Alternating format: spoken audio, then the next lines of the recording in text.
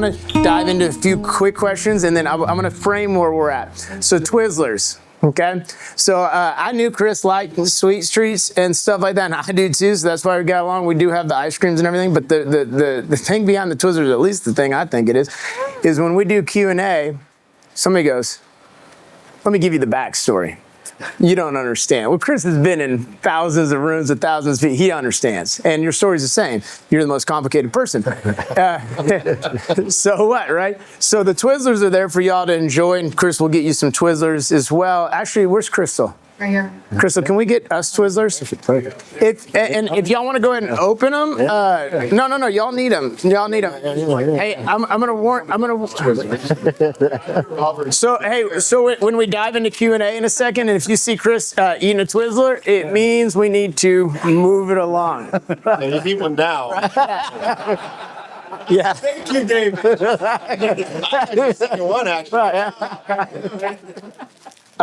Yeah, so that's the gag gift of the Twizzlers. Obviously, Alex doesn't eat them with that body, but and then the conversation cards. I want y'all to open those up in a second. I'll prompt you guys.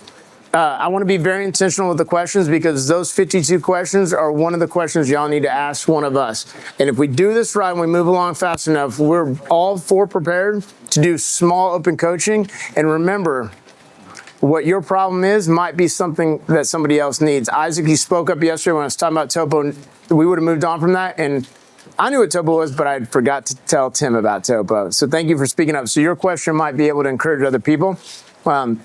This is a time for preparation. I know you all have potential, but you're not going to rise to your potential. You're going to fall to your preparation. And today we are preparing. Deal? Is that cool? Riddle. Oh, Sure. Yeah. I'm sorry. Did I say problem a few times? Yeah. Oh, my bad. Am I supposed to talk into this because it doesn't amplify? Does it make me louder? Okay. Whoa. Turn it down. Hey, so we. Yeah, I figured that wasn't going to last long. Don't like the word problem at Empire. And here's why. Because I went and I watched my grandmother suffocate for 17 minutes. I couldn't do anything about it. That's a problem. What we get to do is solve riddles. We get to do that together. So today you're not solving problems because that's something that you can't solve. But a riddle on a gum wrapper or a friend comes to you, a riddle is what we're here to do. We're here to solve riddles, not problems. By the way, your words make a difference, especially in your environment where you're going to work every day.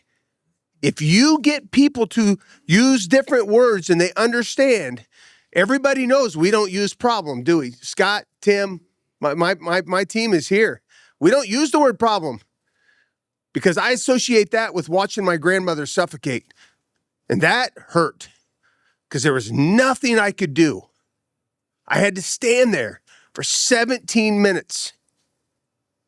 So I went back to work the next day and I said, never again will I use the word problem. Now, actually, when I slip and say it, my team says, Matt, it's a riddle. It's not a problem. So if we can learn how to solve riddles, we can do this together. But also, it's training your brain to think a little bit different. Right? Those little bites. By the way, look at this. Big door. 3 little hinges. Big door. Little bites can open a big door. Little hinges. Get it? Think about that. Thank you for clarifying. Now it's your turn. No. Well, hold on. No, hold on. Yeah. Hey, so I love it. Yeah. Thanks for setting the tone there. And the passion behind the conversation cards is you're going to learn in discovery. And the only way you discover is ask questions. If you make statements, that's the end to a sentence and possibly end to the discussion. So this is all about questions, and most of them have 2 prompts because the first question is going to give you one answer, but the second one will define you.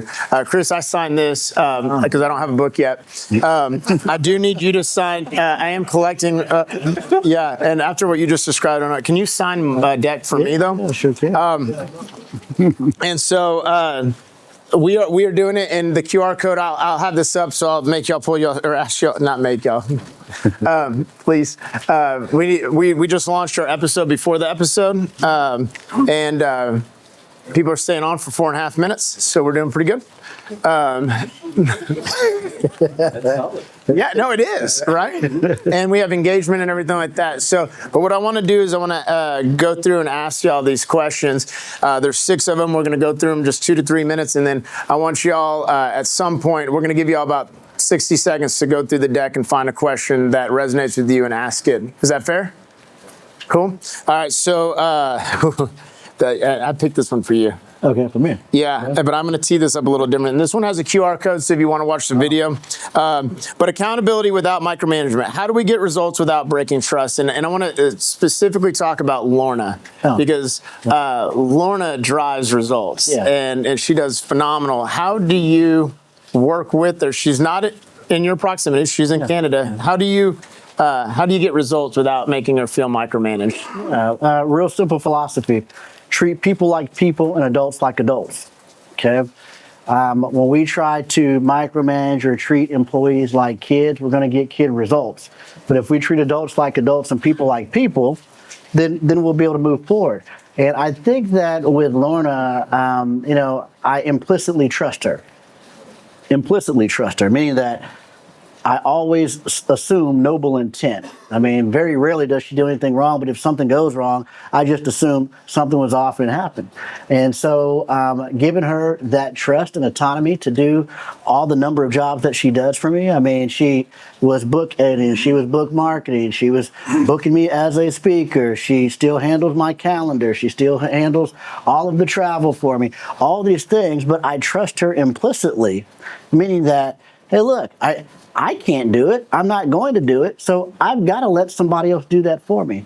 So, but I think at the end of the day, as long as we treat people like people and adults like adults, we can get away without having to micromanage them, but we have to give them trust.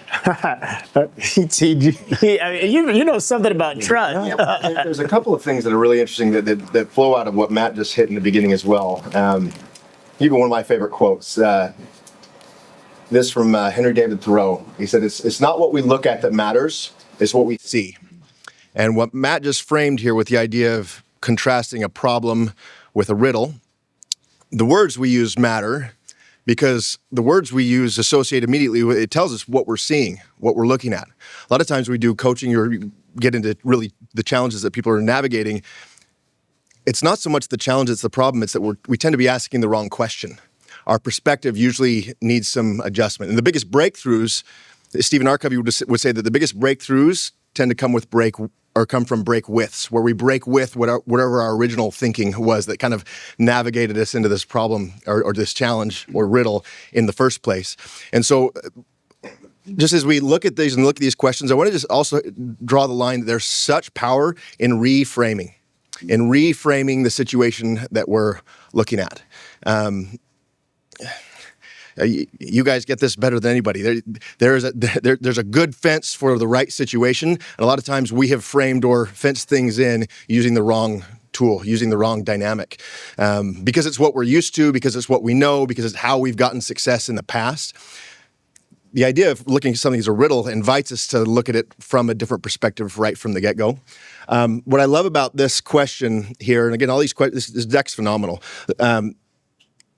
This question, as well as many others, takes these ideas like accountability and micromanagement. Those tend to be quite synonymous for a lot of people. If not synonymous in meaning, they tend at least to be synonymous in terms of the feeling or the emotion that they tend to drive out of people. Like if I come up to somebody and say, hey, I want to have a conversation with you about accountability. Do you know what they hear? Oh, okay, buckle up. What are you going to come at me with? What are you about to manage me with? Which is hard because if you look at the word itself, accountability, it's the ability to account. If I'm holding Matt accountable for something, if he's only accountable because I'm holding him accountable, I am crippling his ability to develop the muscle to have the ability to account. He can't be accountable if I'm the one holding him accountable. He's missing it. Sometimes the consequence that comes out of something, like you said, if something does go wrong, it's not when things are perfect that we really learn what we can trust or how to navigate things. It's when things go wrong. It's what we that's where we get things through. So often I look at this concept of accountability versus micromanagement. Micromanagement tends to be the idea that the outcome is so important and matters, and that's why I'm so on top of this.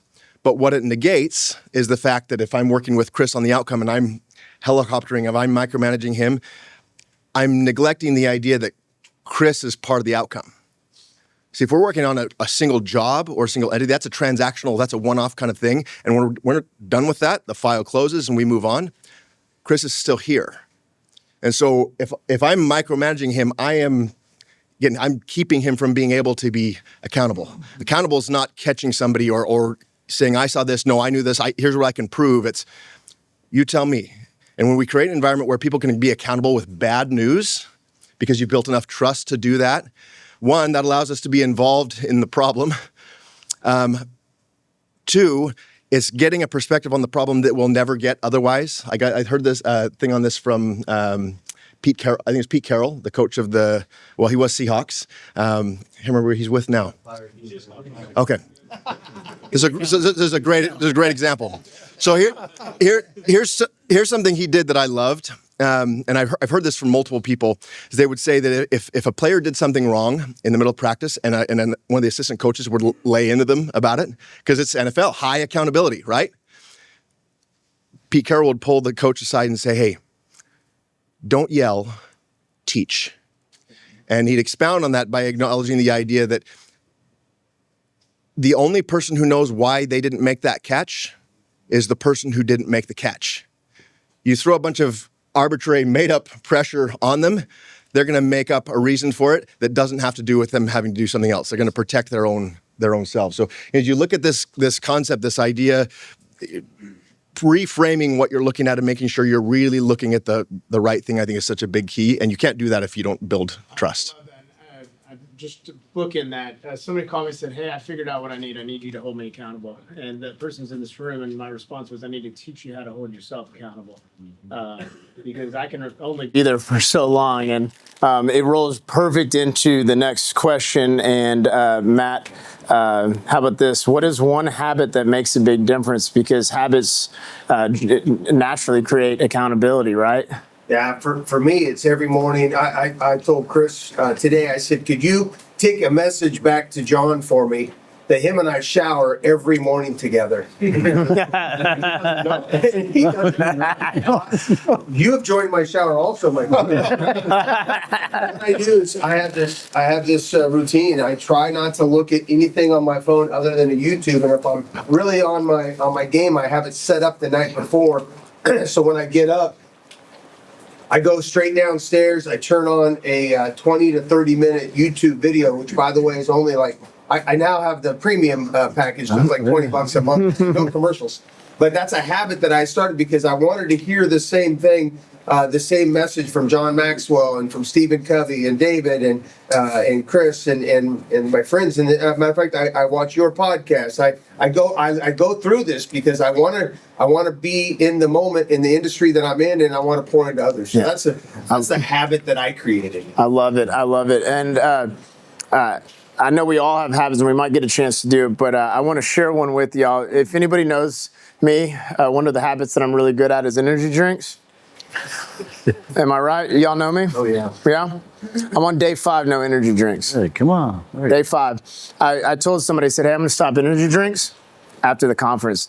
That person wasn't bold enough to say, why don't you just stop right now? I heard you say that to me when I said that. I said, why don't I just stop right now? And if I suck at it this week, then that will show the big gap. And I don't think I've sucked it all this week because I've changed some other habits. I've identified that what you put in your body, what you consume is your fuel. So if you see me handing out almonds all day today, and we're allowed to, Twizzlers is part of our fuel for sure, but almonds, brain foods, you'll see all these very intentional things that have replaced that drink. Tomorrow, in the back of the book, you'll also see, because y'all flip through it, and we have brain foods that trigger certain things. Why do we not spend nearly as much time understanding our neuroscience, and instead we try and change the way that people are voting or the way that our economy is reacting? Why don't we just start understanding our bodies? And so one of the habits that I broke is my energy drinks. and I replaced it with something that fuels me a lot more, and I am more clear than I've ever been in the last 5 days. So I'm really excited to share that. Can I touch Yes. on that real quick? Notice what he said right here when he quit something. How many of you ever tried to quit something before that was habitual for you, right? It's hard.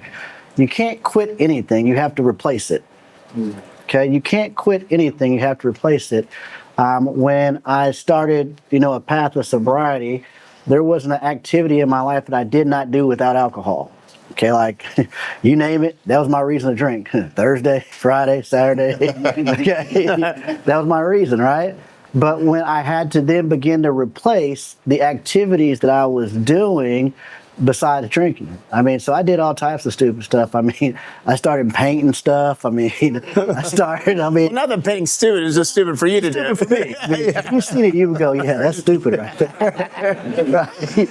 But I was doing all these different things because I had to find something to replace that habit. We are automatic thinkers, and once we get those routines in place, it's very hard to break because 95% of the thoughts that you will think today, you thought yesterday. Okay? And so what you have to understand is that if I want to have something different, if I'm trying to quit something, I can't quit it. I have to replace it. So that's great that you showed that replacement aspect. And one of the habits he's picked up is he loves pickleball, but sometimes you have to make sacrifices. You're between two great decisions, and he chose to write the book this year. So he hadn't played a lot of pickleball. Actually, you're a pro, right? A teaching pro. Teaching pro. Yeah, even better than the pro. Yeah. Yeah. So, that's under. That's the pro. So Chris, this one's for you because you spend so much time stretching us, and you talked about the next step. The question is, what is something you've been avoiding, and what would progress look like? Quitting eating Twizzlers. Oh man. What would progress? No, seriously. From a health perspective, much like yourself, it's like. This is an area where I'm complacent. I'm not, I've never been overweight or had like a issue with my body to be mobile or anything. And so I haven't had to really be intentional about, all right, this is what I need to do to stay fit. But I'm not getting any younger. And so I know that this is coming. It's just a matter of time. And I've been avoiding wanting to do the work of actual workouts. I'd rather just go play pickleball. I'd rather just go play golf than actually going to work out every single day. So that's something that I have personally been avoiding that I do need to get kicked in place. Awesome. Well, I will give you, everyone's going to end up with a jump rope. If you want to make your day better, just do a little bit of jump roping.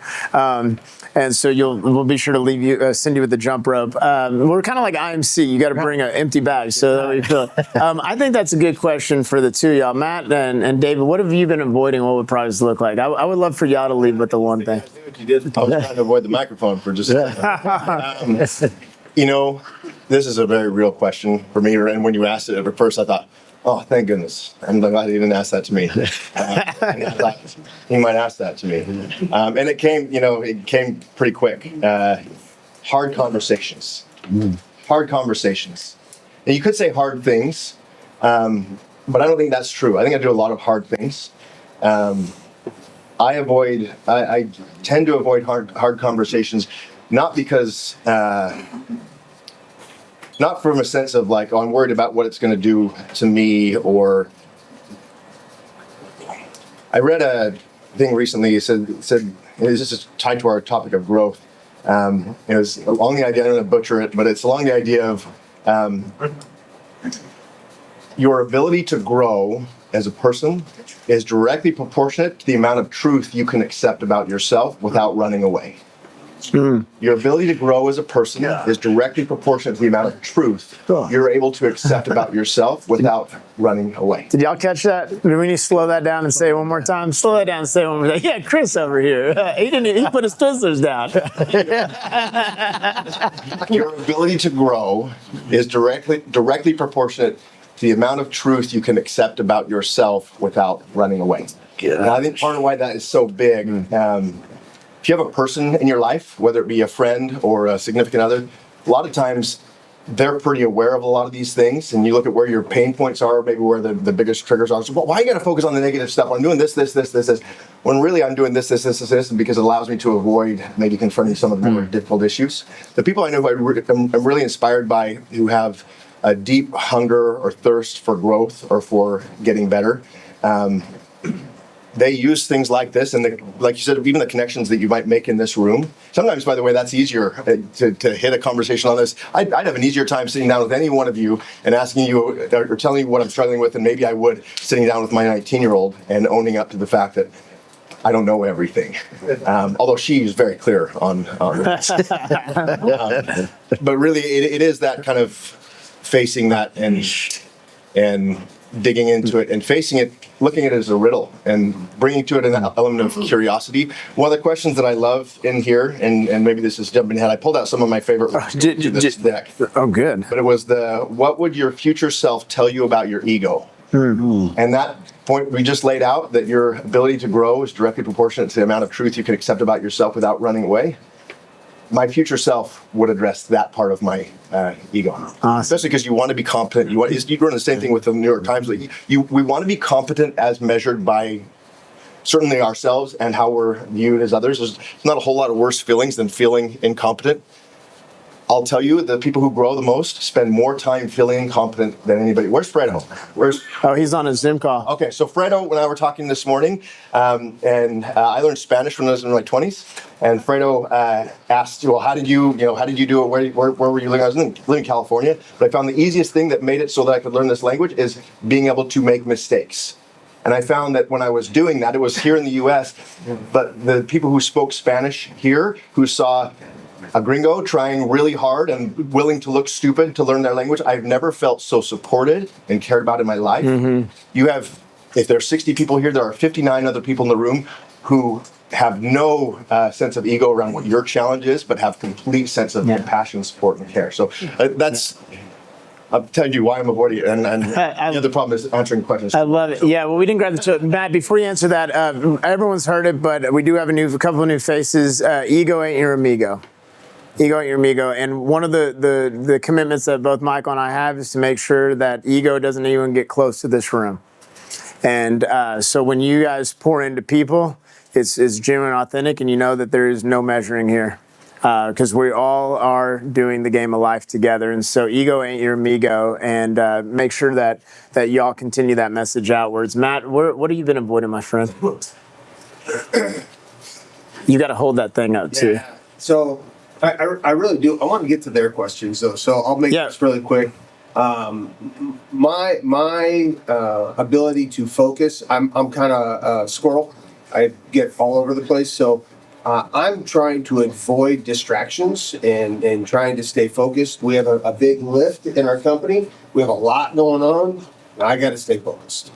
I love it. That's actually the word for our year is focus, and then people have picked up different words. What are you going to focus on this year? And then they picked a word. I love that. Last question, and I would, we have a ton of wisdom in this room, as well as I know the two of y'all have journeyed with some people that look forward to sharing wisdom, and I know with y'all's questions, y'all get it. But I'd love for all of us to just share, what is the most important leadership lesson you learned? It says this year, but we just started. So last year, what was the most important leadership lesson you either learned from somebody else or yourself?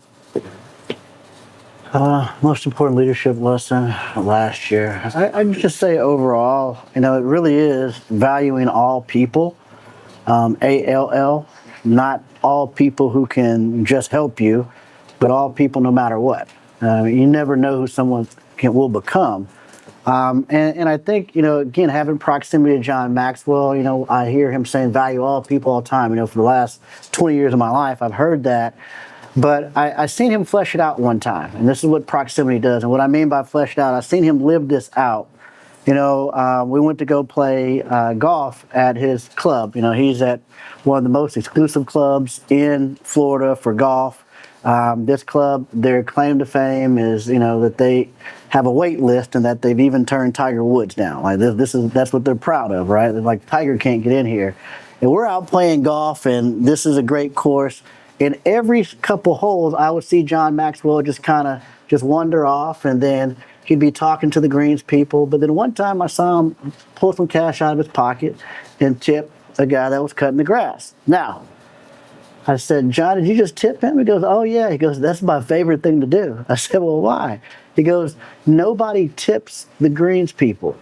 Because on a golf course, greens people are not to be seen, not to be heard. They're to pause when we walk near, and they're supposed to be non-existent on the course. he illuminated those people for me and for others. And he lived that out. And, it's traditional to tip the caddy. It's traditional to tip the person that's cleaning the clubs and the carts. But the greens people, I've never seen that before. And so just valuing all people, because you never know who someone's going to become. That may be a kid out there someday that runs a Fortune 500 company, the largest fencing company in Texas. You'll be right out here cleaning your cart, cutting the grass. You just never know who they'll become. Treat them well. I love it. I love it. Add right onto that. I got this from Stephen Amar. Treat people according to their potential, not according to their past. Treat people according to their potential.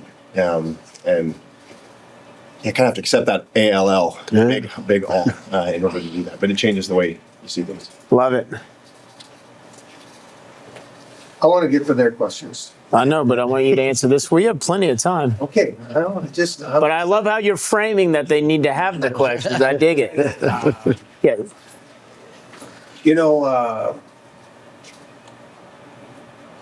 I don't have a good answer. That's a good answer. Yeah, you do. No. Okay. Well, I'm going to hold you to that later. Trust was your big one last week. Yeah, well, this Yeah. was big. Yeah. So I'm in the season of learning a leadership lesson. I think most of y'all heard it, but I definitely want to repeat it. My son chose not to come hang out with me. And so I threw it back in his face and told him that I wasn't going to go hang out with him. What? And ridiculous, right? So I quickly called and apologized, but I'm still paying the price. Still paying the price. Even if he's given me the grace to move on, it's over my shoulder. I'm not overcompensating because I don't want to manipulate it, but I'm paying the price. And so all the questions that we've gone through so far is the best first word is a pause or a breath. Never been misquoted if you don't speak. And sometimes that will save you a lot of time. We're going to go into tomorrow. People talk about time management. First thing I'm going to challenge you to say, what did you say to screw up all the time you had? These things get us in trouble. But the leadership lesson that I'm in right now is how to navigate. I know I've talked to all three of you gentlemen about this situation with my son, and it's bound to happen at some point. I'm just blessed that he's willing to receive that connection. And that was also my win for 2025, was that we spent 7 or 8 days together on the slopes. If y'all got to see it, I couldn't wait to tell Chris, and Chris is like, I completed 6 trips with 6 kids. One. Okay, that's awesome. So I was like, well, why didn't you tell me this is the thing that we're supposed to be doing? And so anyways, so that's the season I'm in right now.